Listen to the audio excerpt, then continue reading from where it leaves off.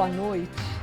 Nesse ano de 2014, pré-candidatos antecipam campanhas para atrair interesse do eleitor ainda distante do debate eleitoral. Hora do Voto inicia hoje série de entrevistas com pré-candidatos ao Poder Executivo estadual e federal. E o nosso convidado é o pré-candidato do PT ao governo de São Paulo, o médico infectologista Alexandre Padilha, ex-ministro da Saúde e das Relações Institucionais nos governos Lula e Dilma.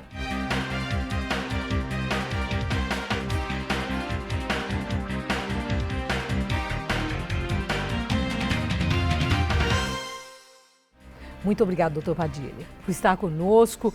Uma oportunidade de sabermos mais um pouco do que o senhor pensa sobre São Paulo e pretende sobre o governo do estado de São Paulo. Ultimamente, o senhor tem falado bastante sobre a crise da água, a ameaça do racionamento. No Dia Mundial da Água, o senhor enfatizou e fez aí uma referência bem dura ao governo estadual, que o que houve é falta de atenção, uma incapacidade gerencial e falta de planejamento para prevenir e combater o que está acontecendo, que é esse grande temor e já está acontecendo, né, de falta d'água em vários lugares. Bom, quando o senhor faz essas advertências, de imediato o senhor nos remete também a outra coisa, que é a crise energética.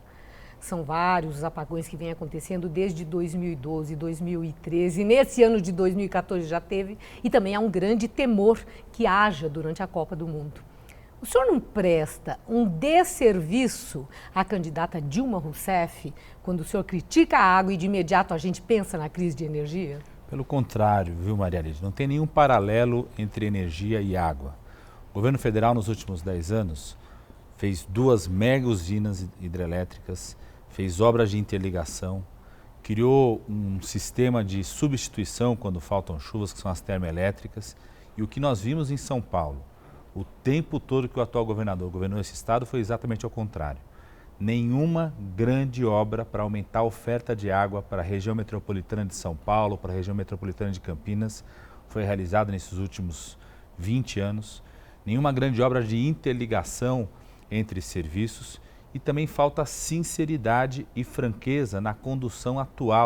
do momento de crise de falta de abastecimento de água em São Paulo. Quando o senhor fala em falta de sinceridade e franqueza, onde é que está essa omissão? O que o governo deveria fazer? Porque por mais que se negasse, os cortes de água estão acontecendo.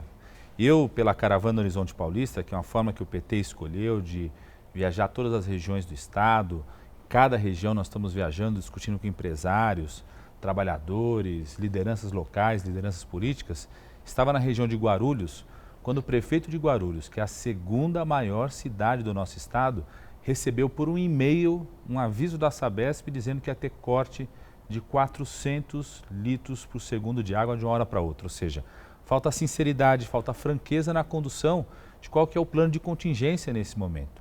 Como também faltaram obras, planejamento durante todo o tempo que o atual governador governou esse estado. O atual governador era governador quando em 2004 foi renovada a outorga do Sistema Cantareira, onde se decidiu qual que era a definição da distribuição das águas do Sistema Cantareira, tanto para a região metropolitana de Campinas, quanto para a região metropolitana de São Paulo, capital. Em 2004, ele era governador, assinou a responsabilidade de fazer um conjunto de obras para reduzir a dependência da capital e da região metropolitana da capital ao Sistema Cantareira. Nenhuma dessas obras foram realizadas. Nós estamos em ano eleitoral. É claro que em ano eleitoral todos os problemas, o ônus recai para o governante, tanto no nível municipal, estadual como federal. Nesse ano eleitoral, essa questão da água, que o senhor tem batido bastante, certamente é um ônus para o governador Geraldo Alckmin, que tem dado as suas respostas e explicações. Em relação ao governo federal, tem havido sim muita cobrança sobre a questão da energia, dos apagões, e entendendo até que o próprio ministro da Energia não é um especialista da área e que as explicações não parecem ser muito satisfatórias, é o que dizem os adversários. E sempre lembrando do vexame que poderíamos passar se houver apagão na época da Copa. Coisa que a gente torce para que não aconteça, porque não interessa em hipótese alguma.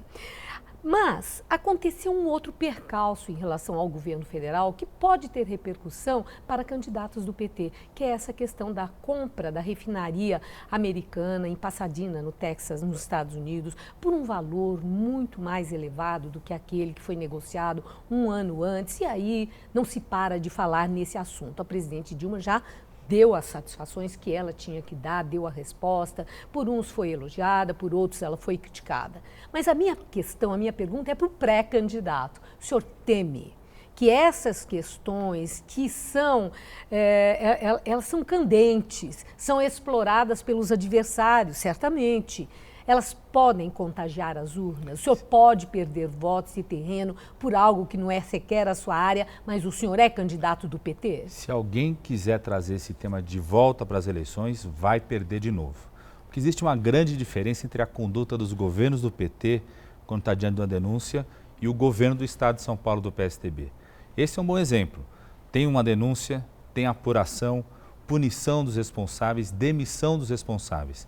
Aqui em São Paulo nós estamos vivendo um escândalo em relação à compra de trens para o metrô, que só começou a apuração porque autoridades internacionais se estabeleceram na necessidade de apuração e depois a Polícia Federal estabeleceu a necessidade de apuração.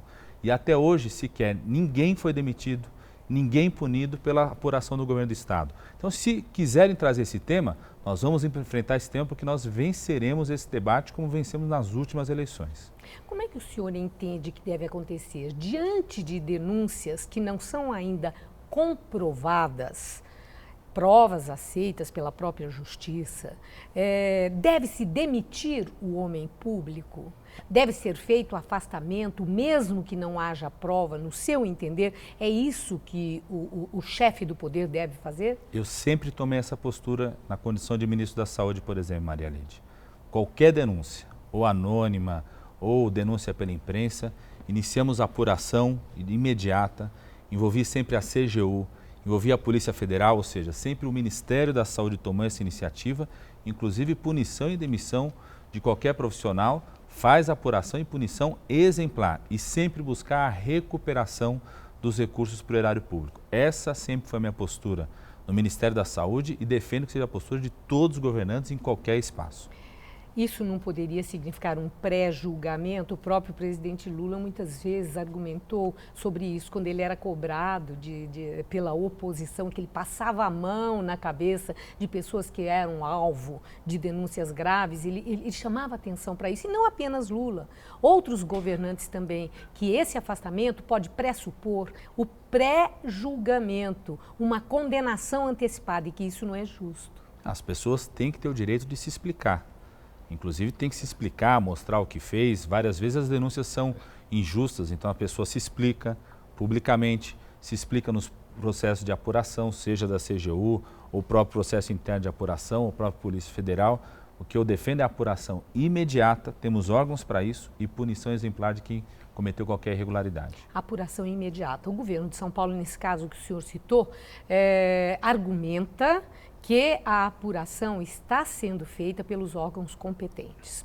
E lá no Congresso Nacional há todo um movimento para a instalação de uma CPI para investigar essas denúncias, né, que envolvem o caso oneroso dessa compra da refinaria pela Petrobras. No seu entender, deve ser instalada a CPI para investigar esse caso da Petrobras? Toda vez que o governante toma as medidas para apuração, coloca todos os órgãos, CGU, Polícia Federal, chama os outros órgãos para apuração, ele está desencadeando o processo de apuração. A CPI, em geral, surge quando o governante não toma a iniciativa. Não apenas. A bancada lógico, mas a bancada do PT na Assembleia Legislativa, por exemplo, buscou criar uma CPI aqui no Estado de São Paulo exatamente porque o atual governador não faz o processo de apuração como deveria fazer. Inclusive, entidades que foram convidadas inicialmente para participar do processo de apuração se retiraram exatamente por considerarem que a apuração não estava sendo realizada com a seriedade que precisa ser feita.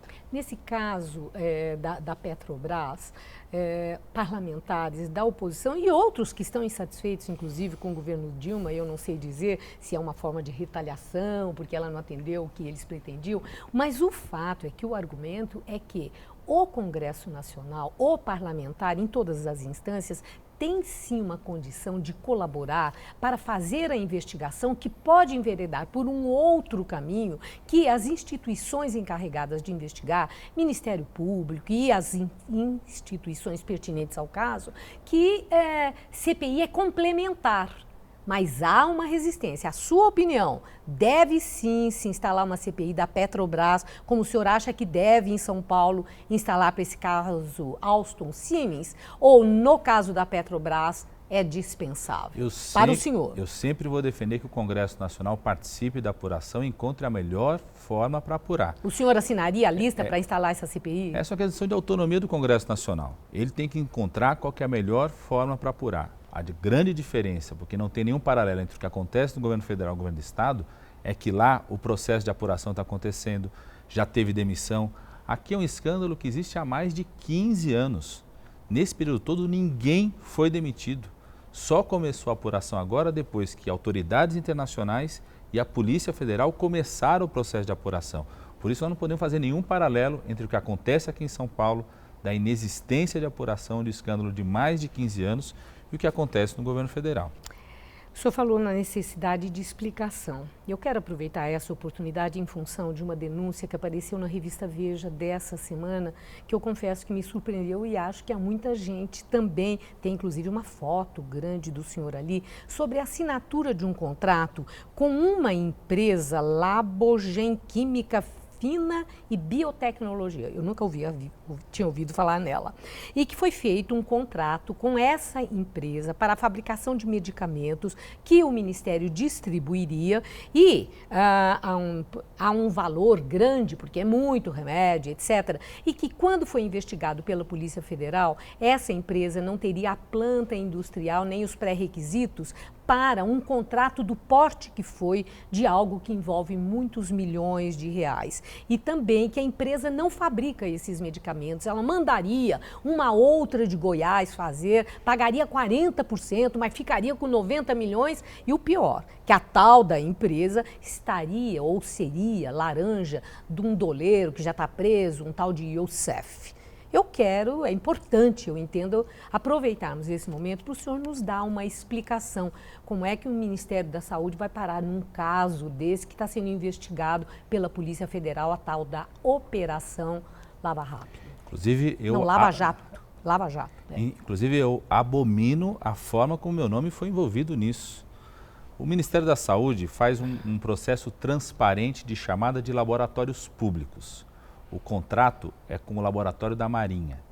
O Laboratório Público da Marinha escolheu um conjunto de empresas privadas de transferência de tecnologia de um medicamento que não era produzido aqui no Brasil, que por essa forma passa a ser produzido aqui no Brasil, com a tecnologia absorvida pelo Laboratório da Marinha e com redução de preços, muito mais barato do que qualquer compra internacional. Aliás, o acordo que existia era de 6 milhões, aparece na matéria 150 milhões. Mais de 100, não sei de onde existiu isso. O acordo é de 6 milhões. Mas essa tal empresa que eles citam lá está envolvida? Então não, 6 milhões. Está entre as empresas? Aí o Laboratório da Marinha faz com essa empresa privada e outra empresa privada o acordo de transferência de tecnologia. Para você ter uma ideia, Maria Helena, da seriedade do processo, essa empresa Labogen apresentou 6 projetos. Dos 6 projetos, apenas um foi aprovado. No valor de 6 milhões, não de 150 milhões como é dito, e significando uma redução no preço da aquisição do medicamento e uma transferência de tecnologia. Uma política muito séria que eu construí quando ministro da Saúde, são as chamadas parcerias de desenvolvimento produtivo. O que é isso? É pegar um laboratório público, o Ministério da Saúde faz o contrato com esse laboratório público, chamamento público, se apresentado os projetos, esse laboratório absorve uma tecnologia ou de um laboratório internacional ou de um laboratório privado, para que essa tecnologia fique aqui no Brasil. Então, essa é a política.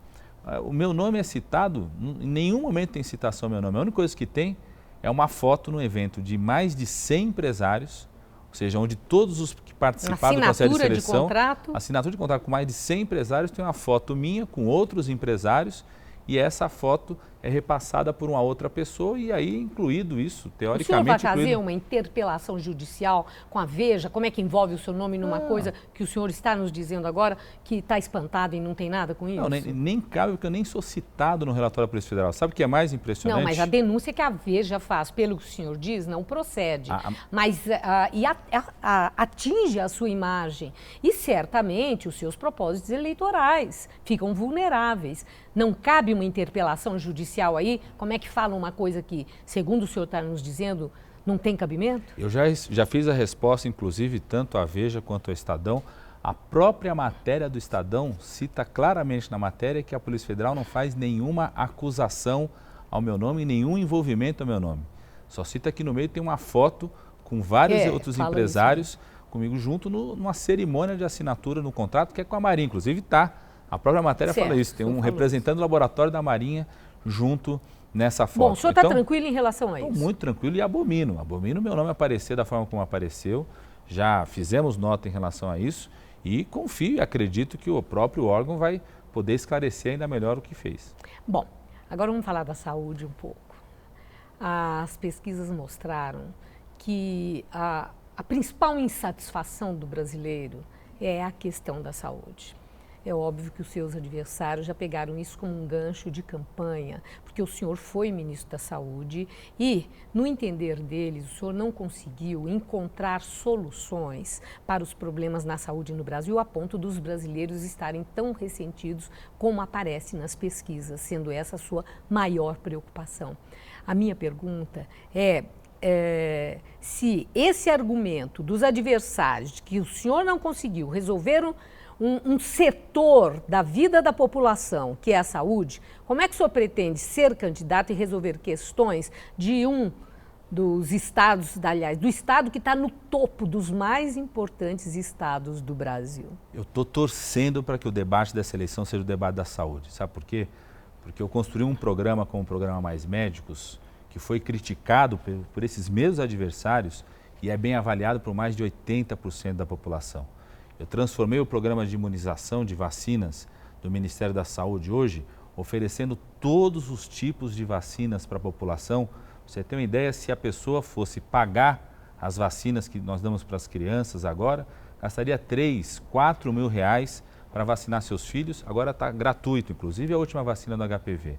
Nós fizemos grandes mudanças na saúde, o SAMU, aqui no estado de São Paulo, ele é um programa sustentado só pelo Ministério da Saúde e pelas prefeituras e pelos governos municipais. Então eu estou torcendo para que a gente debata a saúde de São Paulo, porque São Paulo é um gigante, tem um potencial que poderia dar um salto muito importante na saúde, porque nós temos universidades, temos tradição de médicos muito bem formados aqui, temos equipamentos construídos pelas prefeituras, ou seja, uma colaboração maior do governo do estado com as prefeituras, com os municípios, nós poderemos dar um grande salto na saúde no estado de São Paulo. Nós vamos fazer um pequeno intervalo. Mas antes eu quero deixar uma questão para logo que voltarmos desse intervalo. O PSDB argumenta que o senhor não apresenta propostas, que a sua pré-campanha está sendo só falar mal dos adversários e criticar. O senhor corre o risco de parecer que não gosta de São Paulo? Intervalinho, a gente volta já já. Estamos de volta com Hora do Voto, entrevistando hoje o candidato do PT, o pré-candidato do PT, ao governo de São Paulo, Alexandre Padilha. Eu havia deixado essa questão dos adversários, o PSDB em especial, dizendo que o senhor só sabe criticar, que o senhor não faz propostas. E aí a minha pergunta, o senhor corre o risco de parecer que não gosta de São Paulo quando critica tanto? Maria Lídia, eu sou um apaixonado por São Paulo, eu adoro esse estado, fico mais ainda nessa caravana que nós estamos circulando em cada região. O que eu não gosto é como o PSDB trata o nosso estado de São Paulo. Eu não gosto de ver um governador que cancela a obra de um centro cultural que vai ficar na nossa Estação da Luz, local que todos nós amamos, só por achar que pobre não tem direito a acesso à cultura. O que eu não gosto é o que o PSDB fez nesses 20 anos que governou esse estado, com a nossa educação. São Paulo, em 95, ficava em terceiro nas provas de matemática e língua portuguesa do ensino fundamental 2. caiu para 8º, para 7º, ou seja, perdeu espaço inclusive com outros estados.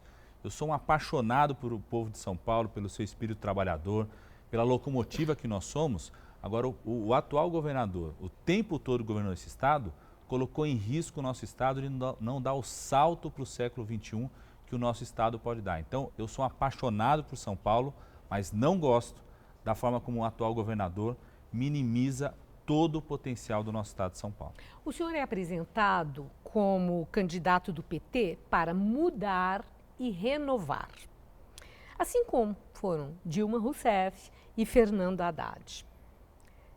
Existe mesmo renovação além das aparências quando a cúpula do PT é constituída por petistas históricos, o próprio Lula, Gilberto Carvalho, até José Dirceu, que está preso, mas não está morto. Então, nós sabemos que Rui Falcão são petistas históricos.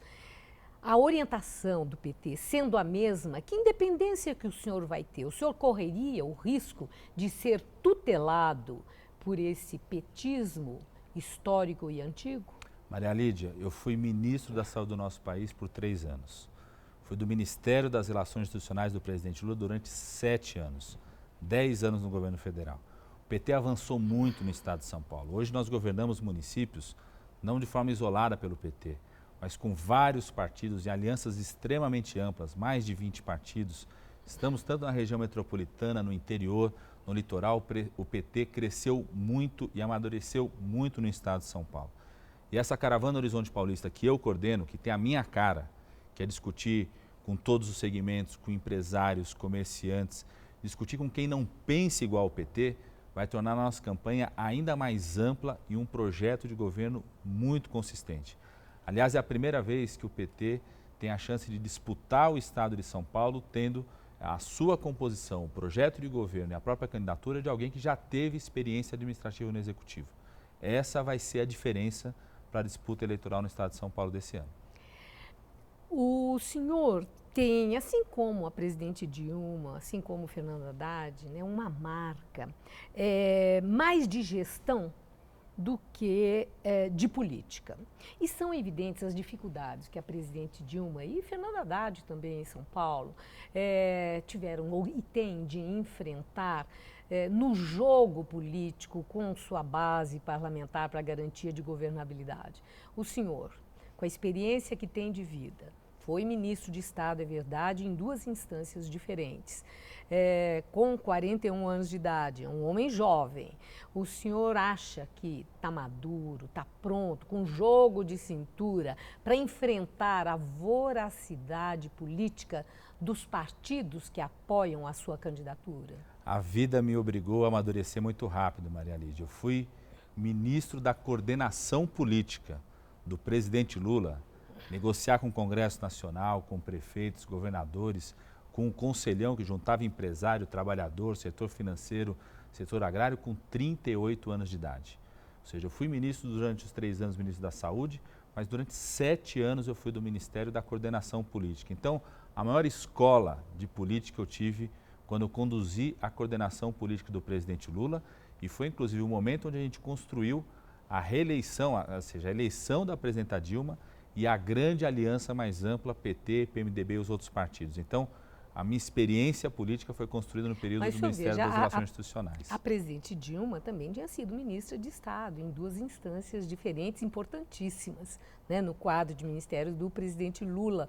E ela passou e passa dificuldades palpáveis, visíveis, nesse jogo político lamentável do presidencialismo de coalizão.